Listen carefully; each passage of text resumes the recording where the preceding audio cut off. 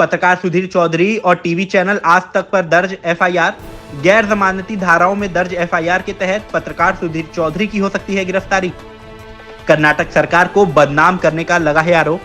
सुधीर चौधरी ने अपने शो में बताया था कि कर्नाटक सरकार की एक योजना केवल अल्पसंख्यकों के लिए है, हिंदुओं के लिए नहीं। कर्नाटक सरकार ने आज तक के न्यूज एंकर सुधीर चौधरी के खिलाफ जानबूझकर और दुर्भावनापूर्ण तरीके से गलत सूचना देने के आरोप में मामला दर्ज किया है। सुधीर चौधरी ने आज तक के अपने शो ब्लैक एंड व्हाइट में कहा था कि कर्नाटक सरकार की एक योजना का लाभ सिर्फ मुस्लिमों को मिलेगा, लेकिन कर्नाटक सरकार का कहना है कि ये योजना न सिर्फ धार्मिक अल्पसंख्यकों के लिए है, बल्कि अनुसूचित जाति, जनजाति और पिछड़े वर्गों को आर्थिक लाभ पहुंचाने के लिए है। दरअसल कर्नाटक अल्पसंख्यक कल्याण विभाग के एक विज्ञापन को आधार बनाते हुए सुधीर चौधरी ने अपने शो में दावा किया कि कर्नाटक की कांग्रेस सरकार सिर्फ अल्पसंख्यकों को व्यावसायिक वाहन खरीदने पर 50% या अधिकतम 3 लाख रुपए की छूट देगी और यह योजना हिंदुओं के लिए नहीं है। सुधीर चौधरी अपने शो में यह भी कहते हैं कि इस योजना का लाभ ज्यादातर मुसलमानों को ही होगा, क्योंकि कर्नाटक में अल्पसंख्यकों में सबसे ज्यादा आबादी उन्हीं की है। अलग अलग विभागों पर है, जैसे अल्पसंख्यकों से संबंधित योजनाओं के लिए माइनॉरिटी डेवलपमेंट कॉर्पोरेशन लिमिटेड है। इसी तरह अनुसूचित जाति जनजाति समुदाय के लिए doctor BR Ambedkar development corporation limited है।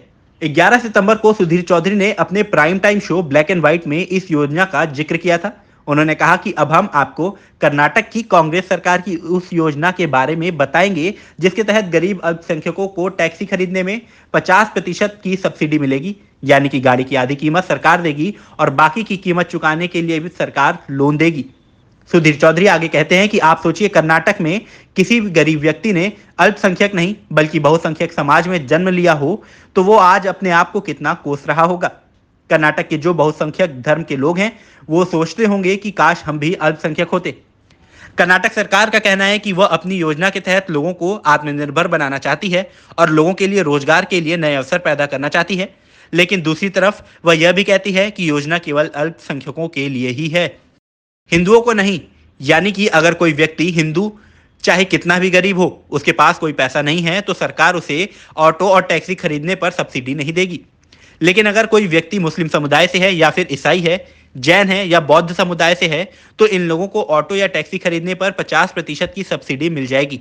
सुधीर आगे दावा करते हैं कि इसके अलावा अल्पसंख्यक वर्ग में भी कर्नाटक में इस योजना का लाभ सबसे ज्यादा तो मुसलमान को ही मिलेगा या ईसाई धर्म के लोगों को मिलेगा। कर्नाटक में लगभग 96 लाख लोग अल्पसंख्यक समुदाय से आते हैं, जिनमें 69 लाख यानी कि 82% सिर्फ मुसलमान हैं।